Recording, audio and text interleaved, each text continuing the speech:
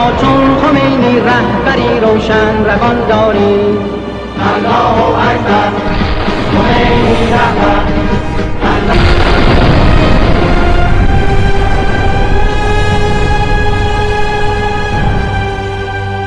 Hello again, Gary Stearman with another edition of Prophecy Watchers. Avi Lipkin with me today.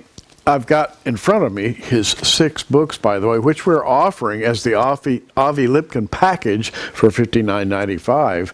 And I won't talk about these 5, but this one, which is entitled Return to Mecca, is my very favorite Avi Lipkin book because Avi, it establishes the importance of Mecca in a very special way.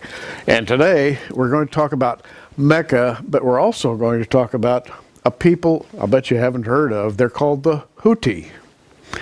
Who are the Houthi?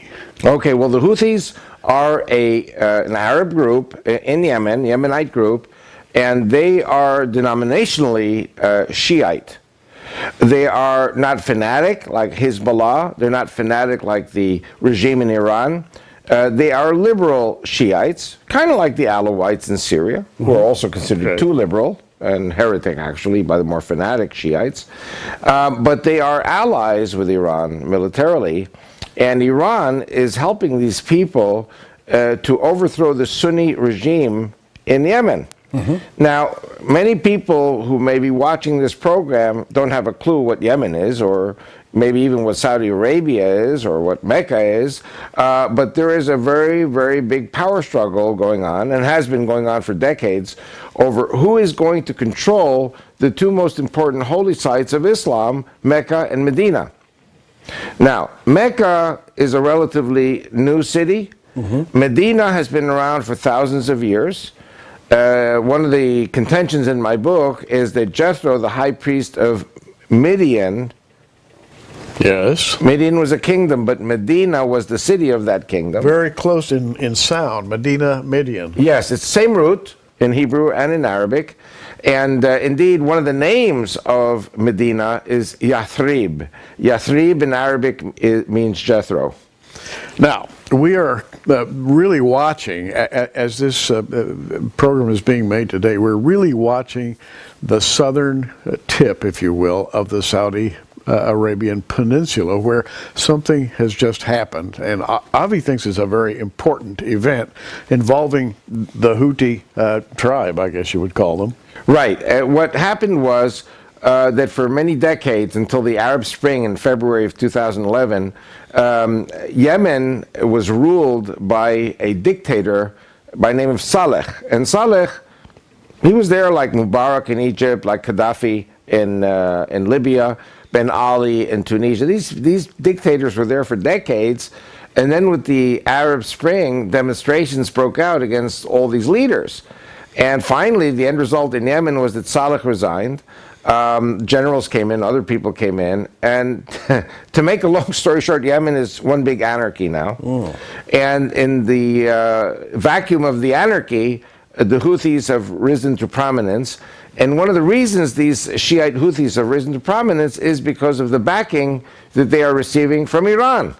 Iran is the mother country of the Shiites.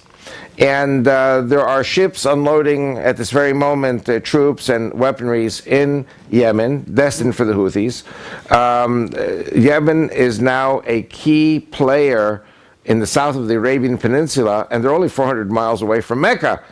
Now, let me interrupt. I brought out an atlas, and though this is going to be clumsy, we're going to hold this atlas up and allow Avi to point out Yemen in Saudi Arabia. Okay, now this here is Arabia. Arabia includes Yemen, Oman, the Emirates.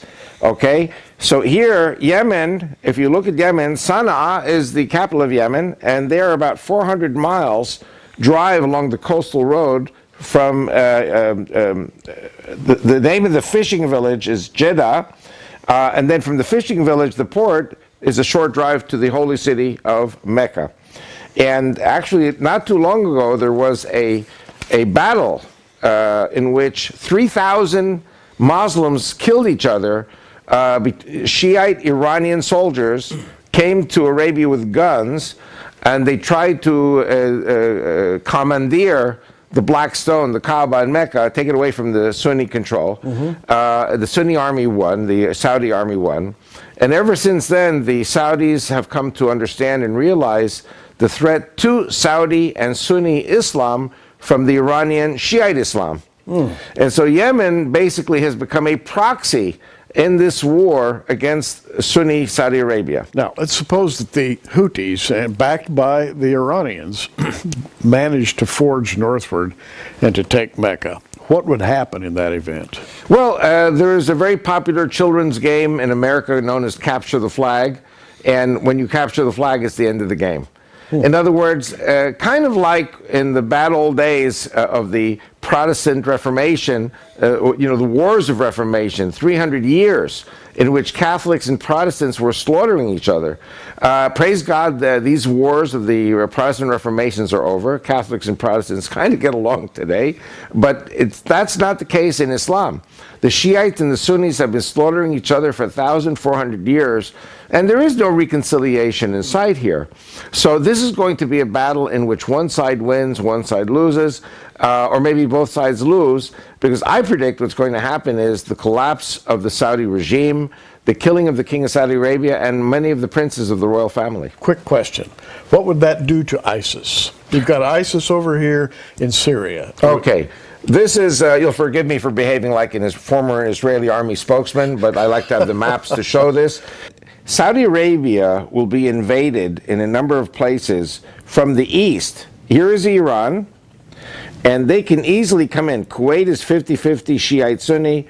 Bahrain is 70% Shiite, but it's ruled by 30% Sunnis.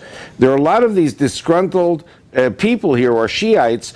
All the wealth is concentrated in the hands of the Saudi royal family, which are Sunnis. So Iran theoretically has a stranglehold from the Straits of Hormuz all the way up to Kuwait, and they can come in from here. At the same time, the Iranian Navy is sailing to Yemen, unloading supplies, unloading soldiers. Iranian ships have been known to go through the Suez Canal, and they could even drop off commandos on the coast here very close to Mecca. So if the Houthis indeed are in control in Sana'a, there's a coastal road here that goes 400 miles up to Jeddah and Mecca. 400 miles you can do in one day. So my prediction is that the Saudi king will call on Egypt to come in across the pond. Egypt is only 100 miles away. They could come in with their troops to back the Saudi kingdom. ISIS would be pulled down from Iraq into Saudi Arabia. So Sunnis would come from the north, Sunnis would come from the west, Shiites would come from the east, and Shiites would come up from the south, and it would be the perfect storm. This is like the prophecy of Ishmael. His hand will be against all his brethren's hands, and all his brethren's hands will be against his hand, and he will dwell in the face of his brethren, meaning everybody's going to be fighting everybody. We only have a second left here, but in just the remaining few seconds, do you see this stabilizing or destabilizing the Middle East in general? Well, I see a complete destabilization because in the end, the ISIS people have said a number of things. They said they're going to blow up the Black Stone, the Kaaba, yes, because ISIS are purists, and they said that Muhammad was wrong. The Prophet Muhammad was wrong in co-opting the Black Stone, a pagan symbol, into the purest, true Islam. Secondly, ISIS is going to be blowing up the oil wells because, according to the ISIS ideology, what made Christianity great is the economy. The way to destroy Christianity is to destroy the economy. How do you destroy the economy? You deny the Christian world economy the oil, which includes China, India, Japan, and Europe, which are not what we would consider American Western Christianity. Fascinating. Yeah. You can read about Mecca and its importance in Return to Mecca, part of the Avi Lipkin package, yours for $59.95.